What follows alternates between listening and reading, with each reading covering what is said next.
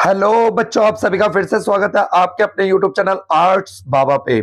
बच्चों, आज हम लोग पॉलिटिकल साइंस की बहुत ही इंपॉर्टेंट वीडियो देखने जा रहे हैं।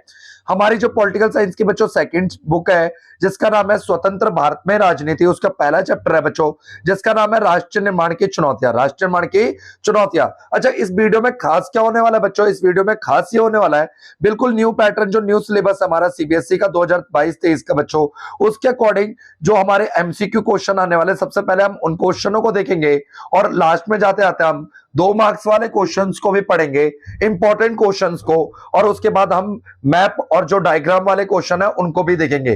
तो बच्चों देखो, सबसे पहली बात ये बता दूं कि जो बच्चे इस वीडियो को छोटा समझ करके रुकना चाहते हैं तो वो बिल्कुल भी चैनल पे ना रुके। ये वीडियो लंबी होने वाली है क्योंकि इसमें बहुत ही इंपॉर्टेंट क्वेश्चंस को शामिल किया गया है।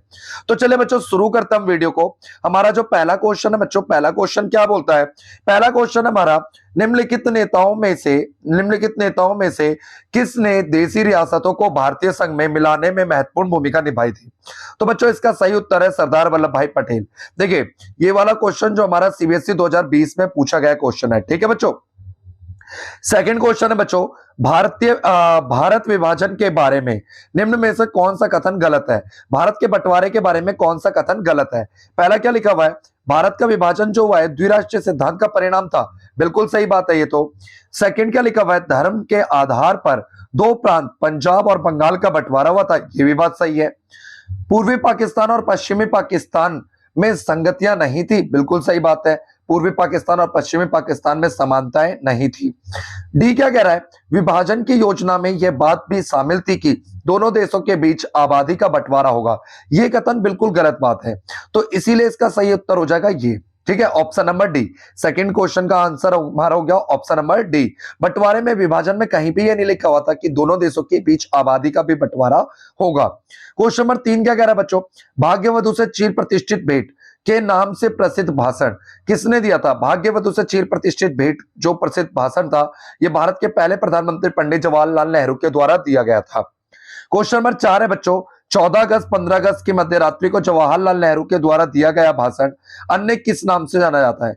तो बच्चों 14 अगस्त 15 अगस्त 1947 की मध्य रात्रि को जो भाषण जवाहरलाल नेहरू ने संविधान सभा को संबोधित करते हुए दिया था, इसे हम भाग्यवधु से चिर प्रतिष्ठित भेंट या टिच विद डेस्टिनी के नाम से भी जानते हैं।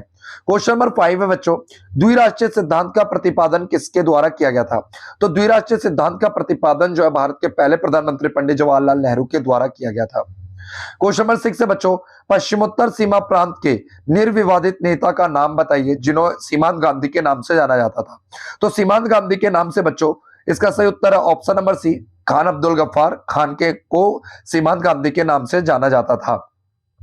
बच्चों इसमें जितने भी क्वेश्चन हम पढ़ रहे हैं, ये सारे बोर्ड के पेपर के लिहाज से हमारे बहुत ही इंपॉर्टेंट क्वेश्चन है बच्चों। क्वेश्चन नंबर 7 है बच्चों, 14-15 अगस्त को मध्य रात्रि को जवाहरलाल नेहरू के द्वारा दिया गया भाषण किसको संबोधित करके दिया गया था? तो बच्चों ये संविधान सभा को संबोधित करके दिया गया था, इसीलिए इसका सही उत्तर हो गया ऑप्शन नंबर ए, ठीक है बच्चों। क्वेश्चन नंबर 8 है बच्चों, स्वतंत्रता के समय भारत में रजवाड़ों की संख्या कितनी थी? तो आजादी के समय भारत में रजवाड़ों की संख्या कितनी थी बच्चों? 565। क्वेश्चन नंबर 9 है बच्चों, राज्य पुनर्गठन आयोग की स्थापना कब हुई थी? राज्य पुनर्गठन आयोग की स्थापना 1953 में हुई थी। कब हुई थी बच्चों? 1953 में हुई थी, ठीक है। क्वेश्चन नंबर 10 हमारा बच्चों, क्वेश्चन नंबर 10 जो क्या कहता है, कश्मीर के राजा ने भारत के साथ जिस सहमति पत्र पर हस्ताक्षर किए थे उसे किस नाम से जानते हैं? तो उसे इंस्ट्रूमेंट ऑफ एक्सेशन के नाम से जानते हैं। किस नाम से जानते हैं बच्चों? जिस विलय पत्र पर, देखो इसे हिंदी में विलय पत्र बोलते हैं और इंग्लिश में इंस्ट्रूमेंट ऑफ एक्सेशन के नाम से भी जाना जाता है। क्वेश्चन नंबर 11 क्या कह रहा है, किस राज्य में पहली बार सार्वभौमिक वयस्क मताधिकार के सिद्धांत को अपना करके चुनाव हुआ था? तो सार्वभौमिक वयस्क मताधिकार के आधार पर जो सबसे पहले चुनाव हुआ था वो मणिपुर में हुआ था। ये वाला क्वेश्चन बोर्ड में हमारे कई बार पूछा जा चुका है पहले भी। क्वेश्चन नंबर 12 है बच्चों, किस अधिनियम के बाद भारतीय राष्ट्रीय कांग्रेस ने मान लिया था कि राज्यों का पुनर्गठन वहां पे बोली जाने वाली भाषा के आधार पर होगा? तो किस अधिवेशन में कहा गया था बच्चों? तो नागपुर अधिवेशन 1920 में यह तय हो गया था कि भाई किसी भी राज्य का पुनर्गठन जो होगा वहां पे बोली जाने वाली भाषा के आधार पर होगा। क्वेश्चन नंबर 13 बच्चों, सी राजगोपालाचारी ने 1959 में किस पार्टी की स्थापना करी थी? सी राजगोपालाचारी ने 1959 में स्वतंत्र पार्टी की स्थापना करी थी। किस पार्टी की स्थापना करी थी बच्चों? स्वतंत्र पार्टी की। सी राजगोपालाचारी जो है हमारे भारत के पहले गवर्नर जनरल थे, ठीक है, स्वतंत्र भारत के पहले गवर्नर जनरल। क्वेश्चन नंबर 14 क्या कह रहा है बच्चों? प्रथम चुनाव आयुक्त कौन थे? तो प्रथम चुनाव आयुक्त हमारे श्री सुकुमार सेन थे। कौन थे बच्चों? श्री सुकुमार सेन थे, ठीक है। क्वेश्चन नंबर 15 क्या कह रहा है बच्चों? पंजाबी भाषा की पद्मश्री तथा ज्ञानपीठ पुरस्कार से सम्मानित कवित्री का नाम क्या है? तो इसका सही उत्तर है बच्चों अमृता प्रीतम। जो अमृता प्रीतम थी हमारे देश की पंजाबी भाषा की पद्मश्री तथा ज्ञानपीठ पुरस्कार से सम्मानित कवित्री थी, ठीक है बच्चों। यहां उम्मीद करता हूं कि क्वेश्चन नंबर 15 तक आपको बहुत ही आसानी से समझ आ रहे होंगे, किसी भी क्वेश्चन में डाउट नहीं आ रहा होगा, मैं ऐसा मान के चल रहा हूं।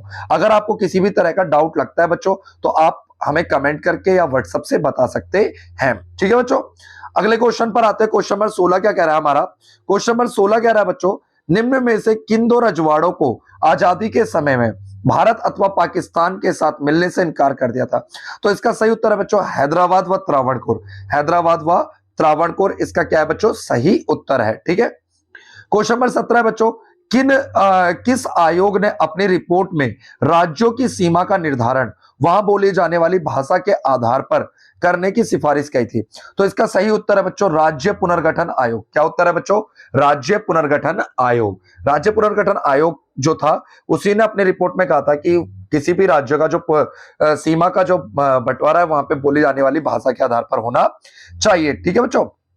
नेक्स्ट क्वेश्चन देखते हैं। नेक्स्ट क्वेश्चन नंबर 18 है हमारा 18 क्वेश्चन। क्वेश्चन नंबर 18 क्या कह रहा है? स्वतंत्रता के पश्चात भारतीय नेता भाषा के आधार पर प्रांत बनाने के सिद्धांत को अपनाने से क्यों हिचक रहे थे?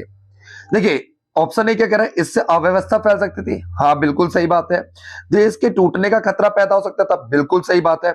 सामाजिक तथा आर्थिक चुनौतियों से ध्यान भटक सकता था। बिल्कुल सही बात है। इसीलिए इसका उत्तर हो जाएगा ऑप्शन नंबर डी, उपरोक्त सभी, ठीक है बच्चों। नेक्स्ट क्वेश्चन देखते हैं बच्चों हमारा क्वेश्चन नंबर 19 है। नेक्स्ट क्वेश्चन 19वां क्या कह रहा है?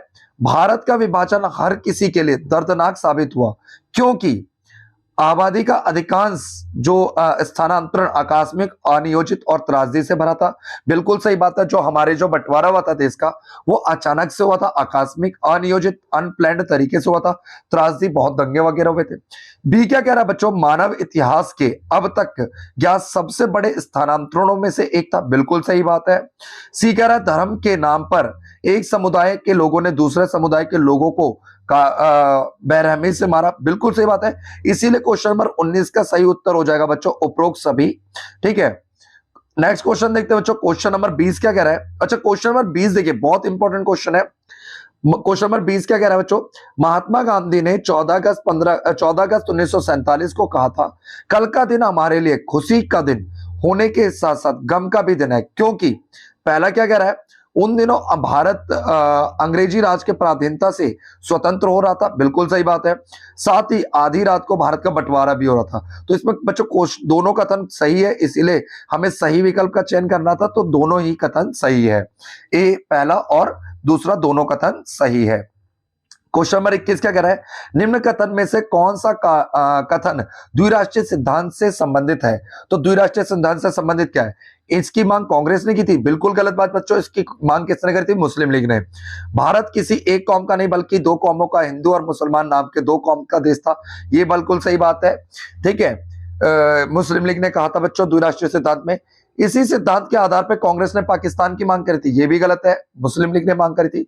तो इसका सही उत्तर हो जाएगा ऑप्शन नंबर आपका बी, केवल दो सत्य है, सेकंड वाला, ठीक है बच्चों। अच्छा नेक्स्ट क्वेश्चन देखते हैं। देखिए अभिकथन और कारण वाले क्वेश्चन है बच्चों। ये क्वेश्चन भी बहुत इंपॉर्टेंट है। कई बच्चे इस क्वेश्चन में अटक जाते हैं। देखिए अभिकथन क्या कह रहा है? अभिकथन ए कह रहा है विभाजन के दौरान बड़ी संख्या में मुस्लिम आबादी पाकिस्तान चली गई थी। बिल्कुल सही बात है। कारण कह रहा है आर हमारा, इसके बावजूद 1951 में कुल आबादी का 28% मुसलमान था। ये तो गलत है बच्चों। तो इसका देखो सही आंसर क्या हो जाएगा? ए सही, आर गलत। तो मतलब बोले तो आंसर ऑप्शन नंबर डी हमारा सही है। डी ऑप्शन सही है, ठीक है बच्चों। डी ऑप्शन नंबर डी क्या है हमारा? सही है, ठीक है। ए कथन सही है और आर क्या है हमारा? गलत है, ठीक है। 28% नहीं बच्चों, 12% मुसलमान, ठीक है। देखिए अगला क्वेश्चन देखते हैं। क्वेश्चन नंबर 23 क्या कह रहा है हमारा बच्चों? क्वेश्चन नंबर 23 कहता है, अभिकथन क्या कह रहा है, अभिकथन ए कह रहा है हैदराबाद की रियासत बहुत, देखिए बहुत छोटी नहीं थी, बड़ी थी, तो पहले मैं इसके आगे पढ़ूंगा भी नहीं, गलत कथन है ये। अभी कारण क्या बता रहा है, हैदराबाद के शासकों को निजाम कहा जाता था और वह दुनिया के सबसे दौलतमंद लोगों में शुमार थे। बिल्कुल सही बात है, तो इसका सही उत्तर हो जाएगा ए गलत, आर सही। बोले तो ऑप्शन नंबर सी सही है इसका। ठीक है बच्चों, नेक्स्ट क्वेश्चन देखते हैं। क्वेश्चन नंबर 24 क्या कह रहा है बच्चों हमारा, क्वेश्चन नंबर 24 कह रहा है निम्न में से किसे लौह पुरुष के नाम से जाना जाता था। तो लौह पुरुष के नाम से सरदार वल्लभ भाई पटेल को जाना जाता था, इसलिए इसका सही उत्तर हो गया हमारा ऑप्शन नंबर ए।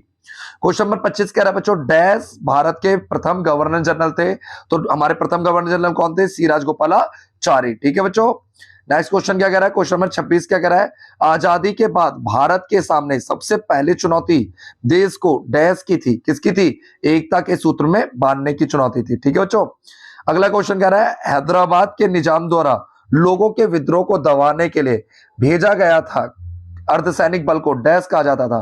तो उन्हें कहते थे रजाकार, इसलिए इसका सही उत्तर हो गया ऑप्शन नंबर बी, रजाकार कहा जाता था। ठीक है बच्चों, देखिए ये जितने भी क्वेश्चन है सारे क्वेश्चन आपको पढ़े, अगर आपने एनसीईआरटी पढ़ी होगी तो आपको ऐसा लग रहा होगा कि हमने बिल्कुल पढ़ा है इन क्वेश्चनों को। क्वेश्चन नंबर बच्चों 28 है हमारा, डैश ने आंध्र नाम से अलग राज्य बनाने के लिए आमरण अनशन किया था, जिसके दौरान उनकी क्या हो गई थी, मृत्यु हो गई थी। तो आमरण अनशन किसने किया था बच्चों हमारा, तो आमरण अनशन किया था पोट्टीश्री रामुलु ने, इसलिए इसका सही उत्तर है हमारा डी। क्वेश्चन नंबर 29 है बच्चों, पुराने मद्रास से 1952 में किस नए राज्य का गठन हुआ था। तो आपको पता होना चाहिए दिसंबर 1952 में किसका गठन हुआ था, आंध्र प्रदेश का, इसलिए इसका सही उत्तर हो गया हमारा बी। क्वेश्चन नंबर 30 है बच्चों, असम से अलग करके 1972 में डैश राज्य बना था। तो असम से अलग होकर 1972 में कौन सा राज्य बना था बच्चों, ऑप्शन सही है ए हमारा मेघालय। ठीक है बच्चों, यहां तक उम्मीद करता हूं आपको समझ आया होगा। अब देखिए आगे जितने भी क्वेश्चन है वो हमारे 2 अंक वाले क्वेश्चन है, इसको हम नेक्स्ट वीडियो में पढ़ेंगे। आज की वीडियो में हम आगे क्या पढ़ते हैं ध्यान दीजिएगा, आगे हम थोड़े गद्यांश वाले प्रश्न देखेंगे। ये गद्यांश वाले प्रश्न है हमारे, देखिए गद्यांश वाले प्रश्न है, मेरे पास इतना टाइम नहीं है कि आपको गद्यांश पढ़ के बताऊं, मैं आपको क्वेश्चन आंसर पढ़ देता हूं। ठीक है बच्चों, देखिए आप गद्यांश पढ़ लीजिएगा पर जरूर याद से, क्योंकि ये 2009 का गद्यांश आया हुआ है। क्या कह रहा है, उपरोक्त भाषण के अंश में अल्पसंख्यक शब्द का अर्थ है क्या है, इस पैराग्राफ में अल्पसंख्यक शब्द किसके लिए लिखा गया है, अल्पसंख्यक होता है जिसकी संख्या क्या होती है बच्चों, कम होती है। क्वेश्चन नंबर 2 क्या कह रहा है, पाकिस्तान में आप आजाद हैं, आप अपने मंदिर में जाने के लिए आजाद हैं, आप अपनी मस्जिद में जाने के लिए या किसी भी अन्य पूजा स्थल पे जाने के लिए आजाद है। ये कथन निम्न में से किसकी ओर इशारा करता है, तो ये कथन बच्चों धर्मनिरपेक्षता की ओर इशारा करता है, इसलिए इसका सही उत्तर हो गया ऑप्शन नंबर ए। देखिए पहले का आंसर क्या हो गया, संख्या में कम अल्पसंख्यक कहलाते हैं, सेकंड का आंसर हो गया धर्मनिरपेक्ष। थर्ड क्या कह रहा है, लेख का संबंध किससे है, तो इस लेख का संबंध बच्चों, ये जो पैराग्राफ है इसका संबंध पाकिस्तान के संविधान में जो मोहम्मद अली जिन्ना ने भाषण दिया था 11 अगस्त 1947 को, ठीक है, किसके द्वारा दिया गया था ये लेख, तो मोहम्मद अली जिन्ना। तो आपको 2 आंसर पता चल गए, एक तीसरे का हो गया सी और चौथे का हो गया बच्चों बी। ठीक है, नेक्स्ट गद्यांश देखते हैं बच्चों, एक गद्यांश नहीं और भी गद्यांश देखेंगे। ये गद्यांश जो हमारा 2015 में पूछा गया है, देखिए ये गद्यांश है, पढ़ लीजिएगा आप गद्यांश को। किस सरकार को अंतिम सरकार कहते हैं, तो बच्चों देखो अंतिम सरकार क्या होता है, जब हमारा देश आजाद हुआ था, आजादी से लेकर के पहले चुनाव तक जो सरकार चलाती है उसी को कहते हैं हम अंतरिम सरकार, इसलिए इसका सही उत्तर हो गया हमारा ए। ठीक है, अंतरिम सरकार क्या होता है, ऐसी सरकार जो जब हमारा देश आजाद हुआ, आजादी से लेकर के जब तक हमारे देश में पहला चुनाव नहीं हो गया था 1952 में, तब तक हमारे देश को जिसने चलाया उसी को बोलते हैं हम क्या कहते हैं बच्चों, हम कहते हैं अंतरिम सरकार। सेकंड क्या कह रहा है, मुस्लिम लीग ने भारतीय राष्ट्रीय कांग्रेस का विरोध क्यों किया, तो मुस्लिम लीग ने भारतीय राष्ट्रीय कांग्रेस का विरोध क्यों किया था, क्यों मुस्लिम लीग ने कांग्रेस को पसंद नहीं करती थी, राज्यों का अपनी पसंद का कोई रास्ता अपनाने के लिए स्वतंत्र नहीं थी। ठीक है, मुस्लिम लीग ने भारतीय राष्ट्रीय कांग्रेस का विरोध क्यों किया था, ठीक है, सी है कांग्रेस मुस्लिम लीग की बात नहीं मानती थी, उपरोक्त में से कोई नहीं, तो इसका सही उत्तर में उपरोक्त में से कोई नहीं, आंसर हो जाएगा डी। ठीक है, थर्ड क्या कह रहा है, सरदार पटेल की भूमिका को क्यों ऐतिहासिक माना जाता है? सरदार पटेल की। तो ऑप्शन ए कह रहा है सरदार पटेल भारत के पहले उप मंत्री गृह मंत्री थे, बिल्कुल सही बात है। रियासतों के शासकों के साथ दृढ़ता से लेकर के लेकिन कूटनीतिक रूप से बात करना चाहिए, बिल्कुल सही बात है। अधिकांश को भारतीय संघ में मिलाने पर राजी कर लिया गया, बिल्कुल सही बात है। तो इसका सही उत्तर हो जाएगा option number D. Question number 4 क्या कह रहा है बच्चों? किन रियासत में रजाकारों के जुल्मों के कारण सरदार पटेल ने वहां की भारतीय सेना को भेजा? तो बच्चों हैदराबाद। देखो हैदराबाद की सेना को ही क्या बोलते थे? रजाकार। ठीक है। नेक्स्ट क्वेश्चन हमारा डायग्राम से बच्चों, ये देख सकते हैं, मैंने आपको डायग्राम वाले सीरीज में बताया था। जो हमारा ये डायग्राम है 2017 में आया हुआ डायग्राम है बच्चों। ठीक है, सीबीएसई बोर्ड में। यहाँ पे चित्र में ये राजा साहब दिखाया गया, रजवाड़ों को दिखाया गया। ये हमारे नेता जो है हमारे सरदार वल्लभ भाई पटेल है, और ये जनता को दिखाया गया है। ठीक है, रजवाड़े की जनता। पहला जो हमारा क्वेश्चन पूछता है, कार्टून में दाई खड़े और नेता का नाम पहचाने और उनका नाम बताएं। तो इसका सही उत्तर हो गया ऑप्शन ए सरदार वल्लभ भाई पटेल। सेकंड क्वेश्चन क्या कह रहा है? कार्टून शासक और लोगों के बीच किस तरह के संबंध की ओर संकेत कर रहा है? तो कार्टून में बताया गया, देखो ऑप्शन ए क्या कह रहा है? रियासतों के शासक लोगों का शोषण करते थे, बिल्कुल सही बात है। सेकंड क्या कह रहा है? रियासत के शासक लोगों का दमन करते थे, बिल्कुल सही बात है। थर्ड क्या कह रहा है बच्चों? शासक द्वारा लोगों का बहुत ख्याल रखा जाता था, ये गलत बात है बच्चों। लोग अपने शासक का बहुत आदर करते थे, बिल्कुल गलत बात है। इसका सही उत्तर हो जाएगा 1 और 2 सही विकल्प है, इसलिए ए हो जाएगा इसका सही उत्तर। ठीक है बच्चों, नेक्स्ट क्वेश्चन देखते हैं। क्वेश्चन नंबर 3 है हमारा, रियासतों के मुद्दों को हल करने के विषय पर नेता द्वारा अपनाया गया दृष्टिकोण कितना सफल रहा? तो देखो, भारत में विलय के मुद्दों को सुलझाने में सफल रहे, बिल्कुल सही बात है। भारत को मिलाने में, विलय करने में सफल ही रहे। कुछ राज्यों को छोड़कर सभी आसानी से भारतीय संघ में शामिल हो गए थे। कुछ राज्यों को छोड़कर सभी राज्य आसानी से शामिल हो गए थे, ये भी सही लग रहा है ना बच्चों? ठीक है। अगला क्वेश्चन क्या कह रहा है? अधिकांश राज्य भारत में शामिल होने के लिए राजी हो गए थे। ठीक है, हाँ ठीक है। कुछ भारत में विलय के मुद्दों को सुलझाने में असफल रहे, नहीं ये गलत बात है। भारत के मुद्दों को, तो देखिए इसमें सही कौन कौन सा है? पहला सही है, दूसरा सही है, तीसरा सही है, इसलिए इसका सही उत्तर थर्ड का क्या हो जाएगा? हमारा डी हो जाएगा बच्चों। ठीक है, पहला दूसरा तीसरा सही है और चौथा गलत है। क्वेश्चन नंबर 4 क्या कह रहा है? निम्नलिखित में से कौन सी रियासत के नवाब जन विद्रोह के कारण कराची भाग गए थे? तो जूनागढ़ के जो नवाब थे बच्चों, वो कहां भाग गए थे? कराची। ये मानचित्र देख लीजिए बच्चों, मानचित्र आया हुआ क्वेश्चन है मानचित्र। ठीक है, ये भारत का आपका नक्शा है बच्चों, इसमें हमें आंसर देना है देख करके। तो ये ABCD लिखे हुआ है, यहाँ पे देख के देना है। फर्स्ट क्वेश्चन क्या कह रहा है? वह राज्य, थोड़ा छोटा दिख रहा होगा बच्चों, पर आप लोग इसको ध्यान से देखिए। वह राज्य जो 1947 में विभाजन के कारण अस्तित्व में है। तो 2 राज्य थे, एक तो पंजाब था हमारा और एक बंगाल था।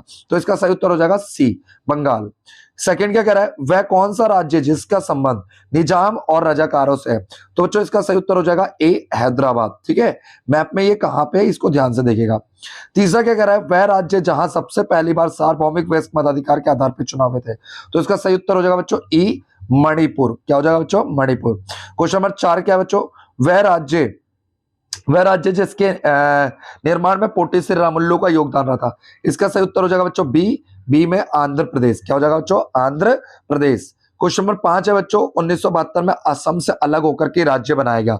असम से अलग होकर बनाया गया था बच्चों 1972 में मेघालय, इसीलिए इसका सही उत्तर हो जाएगा हमारा एफ। अलग क्षेत्रीय संस्कृति अथवा विकास में के मामले में क्षेत्रीय असंतुलन की मांग के आधार पर बना राज्य। तो इसका सही उत्तर है बच्चों ऑप्शन नंबर डी। इसका ये कौन सा राज्य है? छत्तीसगढ़। तो मैं उम्मीद करता हूं कि ये वीडियो आपको समझ आई होगी बच्चों। ठीक है, और इसी तरह की हमारी और वीडियो देखने के लिए हमारे YouTube चैनल को सब्सक्राइब कर सकते हैं। वीडियो अच्छी लगी हो तो अपने दोस्तों के साथ शेयर कर सकते हैं, और आपको किस तरह की वीडियो चाहिए तो वो भी आप हमें कमेंट करके बता सकते हैं। Thank you for watching arts Baba YouTube channel. Thank you so much.